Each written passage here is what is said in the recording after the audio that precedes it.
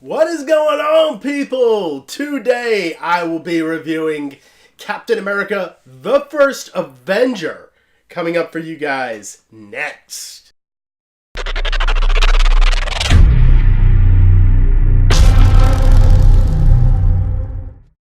So Captain America, the First Avenger is coming out really damn soon in 4K Ultra HD, and like all other Marvel films, I am separating the movie review from the 4K review. And our director here is Joe Johnston, and this stars Chris Evans, Haley Atwell, Hugo Weaving, and Sam Jackson. And getting into the movie itself, this movie I was skeptical about just because, Captain America might be one of the hardest Marvel characters to really show in a way that doesn't come across as just hokey. Like the Fantastic Four films have come across, at least the first two, where they are just portrayed as characters that are not, are just not relevant for the times and aren't that interesting.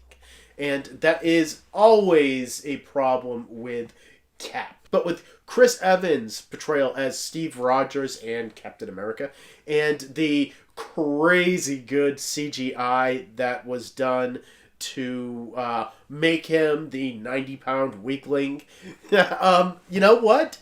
This actually really works. And it has a lot to do with just how earnest and how believable this character is here. Chris Evans plays this character so straight and so matter-of-fact and so earnest that you get on his side immediately. And you want him to succeed.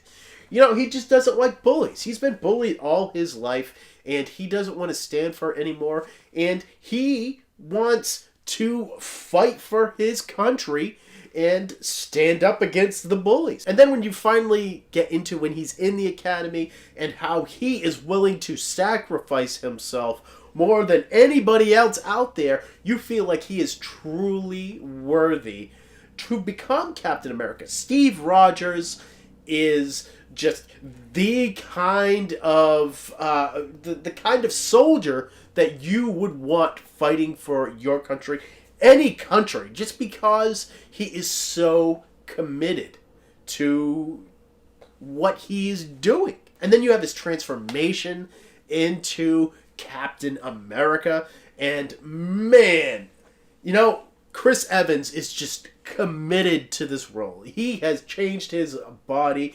and worked out to the max. He looks amazing in this movie, and just because he becomes Captain America, that doesn't mean that he is changing who he is as Steve Rogers. He is still that same soldier boy that believes in his cause to the hilt, and that is just so admirable. And I just really have to compliment Chris Evans' acting in this movie.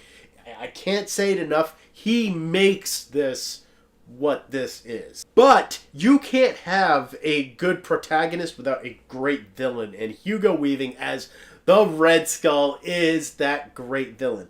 I don't feel like he is given a lot to do here, but with that being said, I truly do really like his portrayal of the Red Skull, and I feel like out of all of the original, just Phase 1 villains, he is probably the second best next to Loki in Avengers.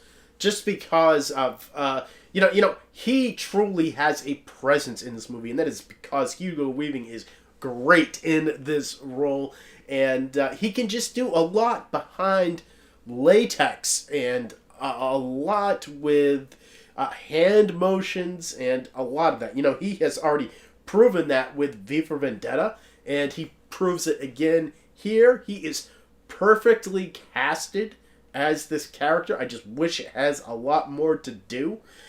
But with that being said, the whole first half of this movie, up until the halfway point, I am just all aboard this movie with everything that it has. Unfortunately, towards the second half, it glosses over large portions of this story and really goes into montage mode, and it just cheapens the film. I actually could stand this movie to be even longer than what it is, just because of the amount of things that they gloss over here. And I just feel like it shorthands what the first half of this movie actually did. You know, you have Sebastian Stans as Bucky Barnes here, who is Steve Rogers' best friend, and he also is in the army with him. And then you have Agent Carter, who is played by Haley Atwell, and then you have Tommy Lee Jones's character. All of them are underserved by the second portion of this film, and I really do feel like specifically Bucky gets the short shrift here. But overall, the performance by Chris Evans just carries me straight up through this movie, and you know what? It is one of my favorite Phase 1 films from Marvel, and you know what? That is saying a lot. And for that, I am going to give it a 7 out of 10. I really did like all of the things that they did in this movie. Like, you know, I didn't mention it, but the Howling Commandos come back in this movie. That is awesome. You know, there are just a lot of things in this movie that makes me smile, and the performances really carry this movie. And comment down below, let me know, you know, what is your favorite Marvel film, and which one would you want in 4K that already isn't released? For me, it is Civil War. I would truly love to have that in 4K. And you know what? That is just largely because I feel like the audio on that Blu-ray was kind of shit. And I would just love a Dolby Atmos mix on that one. So, thank you for watching my videos. You guys are awesome. I don't even say it because you know it, and I will see all of you next time.